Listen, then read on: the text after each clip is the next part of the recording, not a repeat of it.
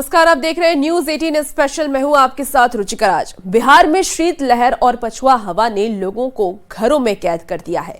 कई जिलों में तापमान सिंगल डिजिट में पहुंच गया है, जिसकी वजह से जनजीवन बुरी तरीके से प्रभावित है। सबसे ज्यादा दिक्कत उन लोगों को हो रही है जिन्हें रोजी रोटी के लिए घर से निकलना पड़ता है। ये रिपोर्ट देखिए।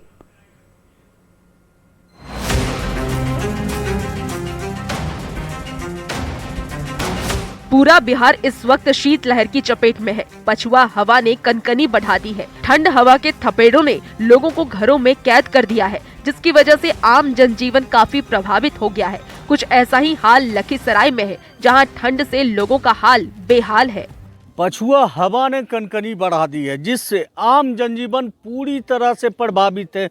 आप देख सकते हैं, शाम ढलते ही सड़कों पे सन्नाटा पसर जाता है। खासकर जो ई रिक्शा चालक हैं, उनकी परेशानी काफी ज्यादा है। सबसे ज्यादा परेशानी उन लोगों को होती है जिन्हें इस कड़ाके की ठंड में भी रोजी रोटी के लिए बाहर निकलना पड़ता है। लखीसराय में ऐसे ही 2 ई रिक्शा चालक मिले जो इस सर्दी में भी यात्रियों का इंतजार करते दिखे। बहुत ठंड है, ज्यादा ठंड है। कैसे बच रहे हैं आप लोग? वही बच रहे हैं, क्या करें। बहुत का कोई व्यवस्था कोई व्यवस्था नहीं, चौक चौराहे पे नहीं। पूरा बिहार इस वक्त ठंड की चपेट में है। पछुआ हवा के कारण तापमान में काफी गिरावट आई है। नवादा की बात करें तो यहाँ तापमान सिंगल डिजिट में दर्ज किया जा रहा है। पूरे बिहार में इस वक्त कड़कड़ाते की ठंड पड़ रही है और ठंड के कारण लोगों का जनजीवन भी जो है वो पूरी तरह से अस्त व्यस्त हो गया है। और इस सर्द भरी मौसम में अलाव ही एक सहारा है। और आप इस वक्त जैसा देख सकते हैं कि टेम्परेचर जो है नवादा का जो है वो सिंगल डिजिट में चला गया है, जिसके कारण जो अलाव की जो व्यवस्था जो नगर परिषद के द्वारा की गई है। ठंड के बावजूद जिन लोगों को काम के लिए बाहर निकलना पड़ता है, उन लोगों के लिए प्रशासन ने शहर में जगह जगह अलाव की व्यवस्था की है, ताकि लोगों को ठंड से थोड़ी राहत मिल सके। बहुत है, जिला प्रशासन को जरूरी चाहिए व्यवस्था हर जगह, हर चौराहे और मोड़ पे देना विधि व्यवस्था। चल रहा है? हाँ, जल रहा है। क्या लेकिन हम ड्राइवर हैं, हम ड्राइवरी करते हैं। आग सहारा मिलता है? हाँ, सहारा मिलता है। गिरते तापमान और पछुआ हवा ने भोजपुर में भी लोगों को घरों में कैद कर दिया है। हालांकि जरूरी काम की वजह से जिन लोगों को बाहर निकलना पड़ता है, उन्हें काफी परेशानियों का सामना करना पड़ रहा है। ऐसे ही कुछ लोग आरा सदर अस्पताल में दिखे, जिन्होंने बताया कि यहाँ मरीज के परिजनों के लिए कोई इंतजाम नहीं है। पहले रोगी के खाली रहे की व्यवस्था बा, जे ओकर संगे आइल बा अपन रात कटावत, अपन घूम घूम के आगो पानी के नहीं के वास्ता कि आग ताप के आराम से कहीं अस्पताल में कहीं नहीं है ना, वो में एंट्री नहीं खे। वो में तो मान लो कि लेडीज से थी बात, में लेडीज न रही है। हमने के निकलिए, आप बाहर निकलिए। हम लोग इधर उधर घूमते रहते हैं रात भर।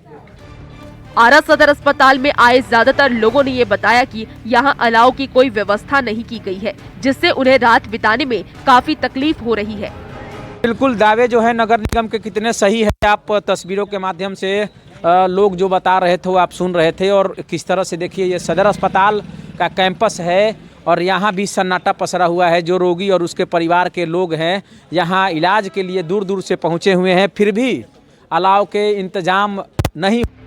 ठंड की वजह से पूरे बिहार में अलर्ट जारी कर दिया गया है। ज्यादातर जिलों में शीत लहर चल रही है, जिससे लोगों की परेशानी बढ़ गई है। कुछ जगहों पर अलाव की व्यवस्था जरूर की गई है, लेकिन कुछ जगह ऐसे भी हैं जहां नगर निगम के दावे पर सवाल उठ रहे हैं।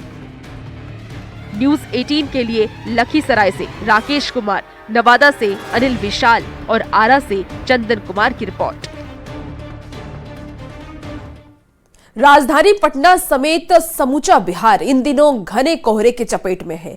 कोहरे की वजह से विजिबिलिटी कम हो गई है और इसका सीधा असर विमानों के आने जाने पर भी पड़ रहा है। पटना के जयप्रकाश नारायण इंटरनेशनल एयरपोर्ट से आज उड़ान भरने वाले कई विमान रद्द कर दिए गए हैं, जिससे यात्री परेशान हैं। सर, ये अवसर पर है कि फ्लाइट काफ़ी ज़्यादा कैंसिल हुआ है और लेट भी चल रहा है, क्योंकि मेरा फ्लाइट था 10:25 में आज अच्छा, दिन में अभी देख रहे हैं यहाँ पे जो डिपार्चर वाला बोर्ड लगा हुआ है उस पे 12:40 दिखा रहा है। विजिबिलिटी कम है, लगता है और बढ़ भी सकता है। हाँ, बढ़ भी सकता है। और मुझे एक चीज़ समझ में नहीं आ रहा है इसमें कि मतलब लेट भी नहीं दिखा रहा है, उस समय पे बता रहा है, लेकिन टाइम तो था 10:25 का लेकिन इसमें 12:40 बता रहा है, तो समझ में नहीं आ रहा कि मतलब हो क्या रहा है। राजधानी पटना इन दिनों भीषण ठंड की चपेट में है और इसका असर विमानों के परिचालन पर भी पड़ा है। और थोड़ी तस्वीर देख लीजिए राजधानी पटना के एयरपोर्ट की तस्वीर, घना कोहरा छाया हुआ है और इसका असर विमानों के परिचालन पर भी पड़ा है। जो डिस्प्ले है वहां पर देखिए, चाहे दिल्ली हो, बेंगलोर हो, इसके अलावा मुंबई हो, हैदराबाद हो, सभी जगह के जो फ्लाइट्स हैं वो कैंसिल हैं। तो 11 बजे के पहले मैक्सिमम जो फ्लाइट हैं वो कैंसिल बता रहे हैं और निश्चित तौर पर यात्रियों को परेशानी हो रही है और पिछले कई दिनों से सिलसिला इसी तरीके से जारी है। कल की अगर बात करें तो पूरे बिहार में तकरीबन 25 फ्लाइट्स के कैंसिल होने की बात सामने आई थी और आज भी कमोबेश तस्वीर वैसी ही देखने को मिल रही है। राजधानी पटना में जिस तरीके से कड़ाके की ठंड पड़ रही है, वैसे में थोड़ी एयरपोर्ट की तस्वीर हम आपको दिखाना चाहेंगे। देखिए, कैमरा पर्सन दिखाएं, जयप्रकाश नारायण अंतर्राष्ट्रीय हवाई अड्डा। थोड़ी धुंध और कोहरे के कारण जो तस्वीर है उसमें आप अंदाजा लगा सकते हैं कि विमानों के परिचालन में कितनी कठिनाई होगी। जिस तरीके से विजिबिलिटी कम है, जाहिर सी बात है ऐसे में कैंसिल होना स्वाभाविक है और इसका असर साफ तौर पे न केवल ट्रेन पर देखने को मिल रहा है बल्कि विमानों के परिचालन पर भी इसका असर देखने को मिला। और राजधानी पटना के जयप्रकाश नारायण इंटरनेशनल एयरपोर्ट की तस्वीर हम आपको दिखा रहे हैं और सामने डिस्प्ले पे लगातार जो प्लेन है उनके टाइमिंग पर अगर आप गौर करेंगे तो जो सुबह की फ्लाइट्स हैं वो मैक्सिमम फ्लाइट जो हैं वो कैंसिल है और उसके बाद जैसे जैसे 10-11 बजे के बाद जो फ्लाइट्स हैं उनको फिलहाल जो है वो दिखाया जा रहा है कि वो समय पर हैं।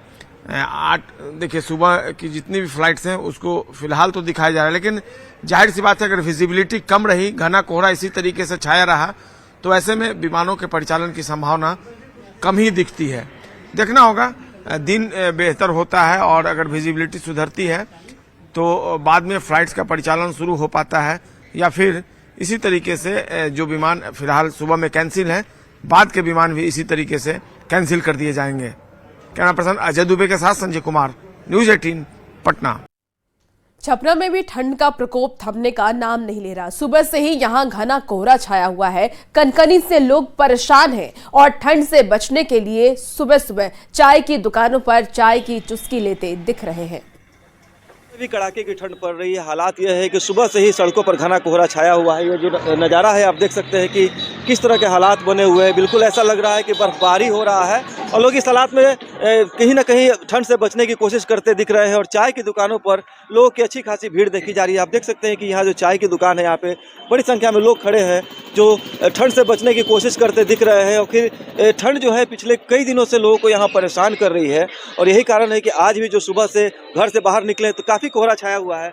किस तरह के हालात हैं इस बार छपरा में ठंड के? अब की बार काफी ज्यादा ठंड है इधर। 5 दिनों से, विगत 5 दिनों से ज्यादा ठंड है, उसके पहले ठंड तो नहीं थी। क्या कर रहे हैं लोग ठंड से बचने के लिए? ठंड से बचने के लिए ज्यादा से ज्यादा कपड़े पहन रहे हैं हम लोग और उसके बाद चाय का उपयोग कर रहे हैं। देखिए चाय ठंड से बचा रही है हम लोग। क्या नाम है आपका? आलोक नाम है मेरा। बिल्कुल आलोक जी है जो कि कह रहे हैं कि चाय के जरिए ठंड से बचने की कोशिश कर रहे हैं। कुछ लोग हैं जो कि घर से बाहर निकल रहे हैं, पूरी तरह से सेफ्टी का जो मेजर्स है वो अपना रहे हैं। आप देख सकते हैं कि एक व्यक्ति घर से निकले हैं, काम भी जरूरी है। ये बताइए कि घर से निकल रहे हैं तो क्या सब आप लोग एहतियात बरत रहे हैं? हर चीज़ का व्यवस्था करके निकल रहे हैं क्योंकि ठंडक बहुत ज़्यादा है और गवर्नमेंट की तरफ से कोई इंतजाम यहाँ नहीं है।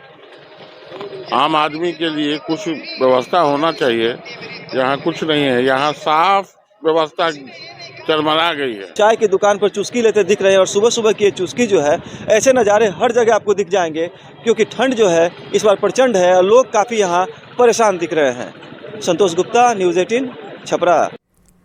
और अब आपको हजारीबाग लेकर चलते हैं जहां विदेशी पक्षी अटखेलियां करते दिख रहे हैं। जी हां, हजारीबाग इन दिनों विदेशी पक्षियों का बसेरा बन गया है। दूसरे देशों से आए पक्षी यहां के तालाब में आजकल मस्ती करते देखे जा रहे हैं और इन दिनों मंगोलिया से आए पक्षी सरपट्टी हंसराज की चहल पहल काफी ज्यादा बढ़ गई है, जिसे देखने के लिए लोग दूर दूर से आते हैं। ये रिपोर्ट देखिए।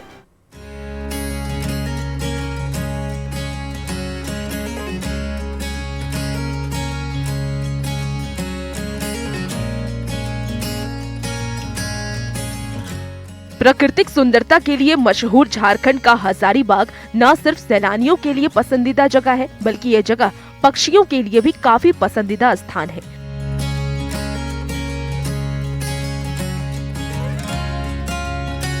खासकर सर्दी के मौसम में यहाँ विदेश से बड़ी संख्या में पक्षियों का समूह आता है।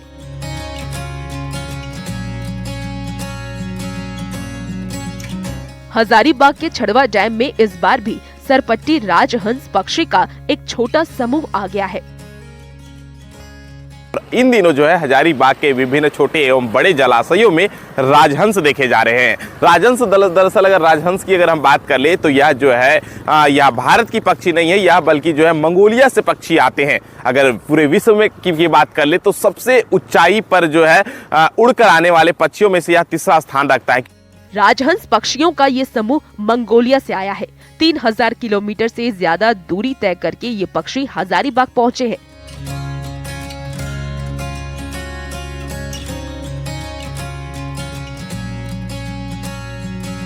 सबसे ज्यादा ऊंचाई पर उड़ने वाले पक्षियों में राजहंस तीसरे नंबर पर आता है।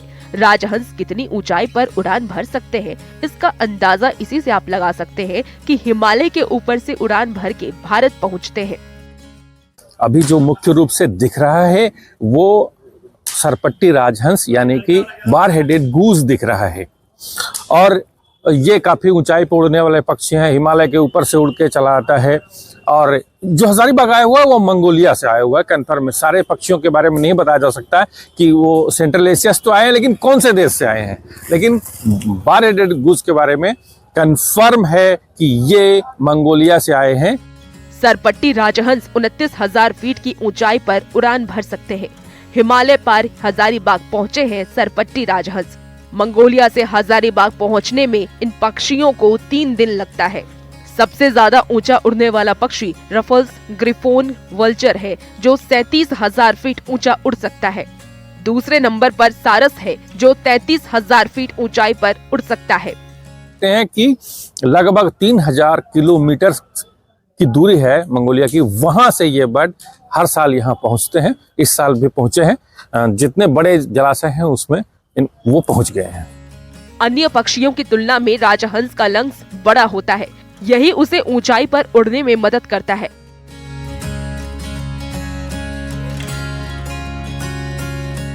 उड़ने के वक्त राजहंस अजीबोगरीब आवाज भी निकालता है, जिन्हें नीचे से ही देखकर और आवाज सुनकर पहचाना जा सकता है। उड़ते समय इनका ग्रुप वी लेटर का आकार बनाता है। सबसे आगे वाला पक्षी लीड बर्ड कहलाता है। जो मैंने फोटो अभी हाल में लिया है वो उसे सरपट्टी राजहंस कैसे कहते हैं। उसे अंग्रेजी में बार हेडेड गूज के नाम से जाना जाता है। ये माइग्रेटरी बर्ड है जो बाहरी देशों से शीतकाल प्रवास में हमारे देश भारत में आते हैं। और ये बर्ड्स की सबसे बड़ी खूबी ये है कि ये हिमालय क्रॉस करके आते हैं। हंसराज के बारे में ये कहा जाता है कि ये रात में पानी में रहते हैं, बल्कि ये जंगल में चले जाते हैं। हजारीबाग में न सिर्फ कई तालाब हैं, बल्कि घने जंगल भी हैं। यही वजह है कि ये पक्षी हर साल हजारीबाग आते हैं। ये राजहंस फरवरी तक हजारीबाग में ही रहेंगे, उसके बाद ये सब वापस चले जाते हैं।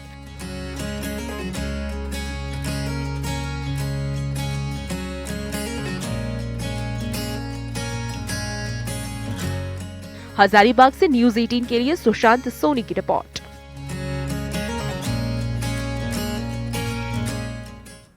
राजहंस पक्षी की अटखेलियों को तो आपने देख लिया, अब आपको स्पेशल रिपोर्ट में समस्तीपुर के सूरदास से मिलवाते हैं। वो देख तो नहीं सकते, लेकिन जब आप उनके काम के बारे में सुनेंगे तो आप भी तारीफ किए बिना रह नहीं पाएंगे। जी हाँ, कहते हैं इंसान अपने काम से दुनिया में अपना नाम बनाता है। अगर कुछ करने की ठान ले तो रास्ते में चाहे कितने भी रोड़े आ जाएं, उसे पार कर ली जाती है। आज हम आपको ऐसे ही व्यक्ति की कहानी बताने जा रहे हैं जो आंखों से देख नहीं सकते, लेकिन जब आप उनके काम के बारे में सुनेंगे तो आप भी तारीफ किए बिना रह नहीं पाएंगे। ये रिपोर्ट देखिए।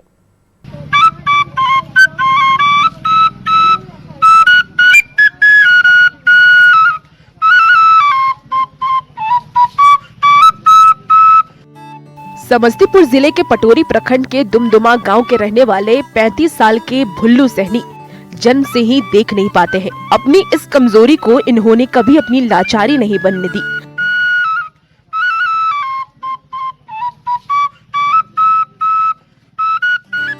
आंख से अंधा होने के बावजूद इन्होंने वो कर दिखाया जिसकी वजह से आज इनकी चर्चा पूरे बिहार में हो रही है। पूरा गांव इन पर गर्व करता है। में जानते हैं जो कि बहुत सारे लाश निकाले हैं, नदी में तैरने में माहिर है, लेकिन आँख से कम दिखता है, प्लस में अपना भूंजा भूंजी बेच के अपना जीवन अर्पित कर रहा है। अब तो कितने लोगों को बचा लिए होंगे? बहुत सारे लोगों के बचाए हैं। ये अपने मुंह से 14-15 बोल रहे हैं, सही बात है। आँख से नहीं देख पाने वाले भुल्लू सैनी के जीवन में भले ही अंधेरा है, लेकिन इन्होंने कई लोगों की जिंदगी में खुशियों की रोशनी भर दी है। कई परिवार में खुशी का कारण बने हैं। जिसने भी इनके कारनामे के बारे में सुना आश्चर्यचकित रह गया। भुल्लू ने अब तक नदी में डूब रहे 1 दर्जन से ज्यादा लोगों को बचाया है, जबकि 1 दर्जन से ज्यादा शव को नदी से निकाला है। पानी में दिखाई पड़ने लगता है, डूबी मारने के बाद ऐना फैल नहीं चमकने लगता है। अच्छा, तो सब कुछ भी चीज देख लेते हैं पानी के अंदर? हाँ, कोई। अब इसे चमत्कार कहें या फिर दैवीय शक्ति, भुल्लू बताते हैं कि जमीन पर भले ही इन्हें कुछ नहीं दिखाई देता है, लेकिन जब ये नदी में जाते हैं तो इन्हें नदी में डूबते हुए लोग और शव दिख जाते हैं, जिसकी वजह से ये लोगों की जान बचा पाते हैं।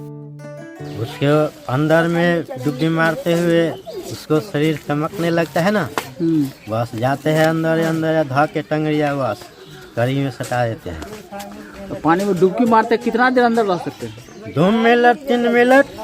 अच्छा, 2 मिनट 3 मिनट। यही वजह है कि गांव के आसपास नदी में जब भी कोई डूबता है तो लोग इन्हें बुलाकर ले जाते हैं।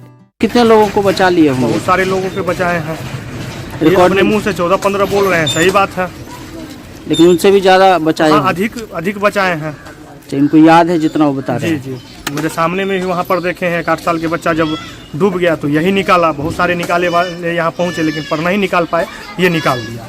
भुल्लू सैनी की पड़ोस में रहने वाली सुमित्रा देवी ने बताया कि 15 साल पहले बाया नदी में उनका बेटा और बेटी दोनों डूब रहे थे, जिसे भुल्लू ने बचाया था। भुल्ला हमार बिलड़ की रहे। अच्छा, और धो लेल 2 आदमी रहे तो धो कर पर पानी। तो दोनों बच गया सब? हाँ, दोनों बच गए। भुल्लू सैनी के इसी कारनामे की वजह से पूरे क्षेत्र में उनकी चर्चा होती है। आसपास के गांव के लोग भी उन्हें बुलाकर ले जाते हैं। इतना ही नहीं, भुल्लू सैनी पर मां सरस्वती का भी आशीर्वाद है। वो बांसुरी भी बहुत सुरीली बजाते हैं। उनकी बांसुरी की धुन सुनकर लोग मंत्र मुग्ध हो जाते हैं।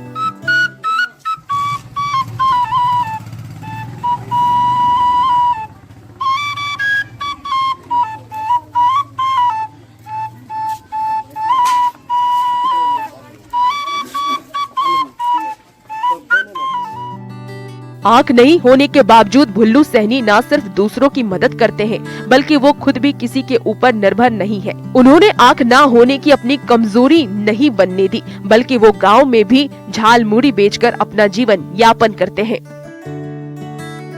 तो रोजी रोटी के लिए क्या करते हैं? झाल मूढ़ी। कहाँ तक चल जाते हैं घर से दूरी में? अरैया, सिउरा, चनपुरा, फतेहपुर, दुमदुम्मा, यही सब में बेचते हैं। हाँ। जन्म से ही नहीं देख पाने के बावजूद आखिर वो इतना काम कैसे कर लेते हैं? इसको लेकर नेत्र रोग विशेषज्ञ अमरिंदु पांडे ने हमसे बात की, तो उन्होंने क्या बताया आप भी सुनिए। या तो रेटिना का कुछ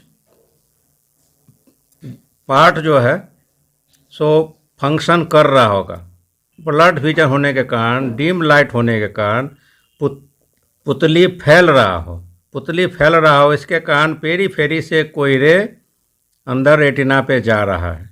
अब ये जांच का विषय है, जब तक पेशेंट को नहीं देखा जा सकता है तब तक फाइनल डायग्नोसिस पे हम नहीं आ सकते।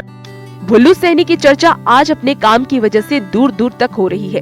उन्होंने न सिर्फ लोगों की जान बचाकर उनके परिवार की खुशियां लौटाई है, बल्कि वो कभी भी किसी पर बोझ नहीं बने, जिसकी वजह से आज पूरा गांव उनकी तारीफ करते नहीं थकता है।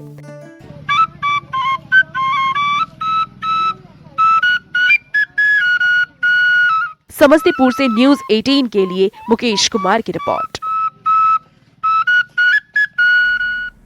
फिलहाल इस बुलेटिन में इतना ही, लेकिन एक नजर डालेंगे इस वक्त की हेडलाइंस पर।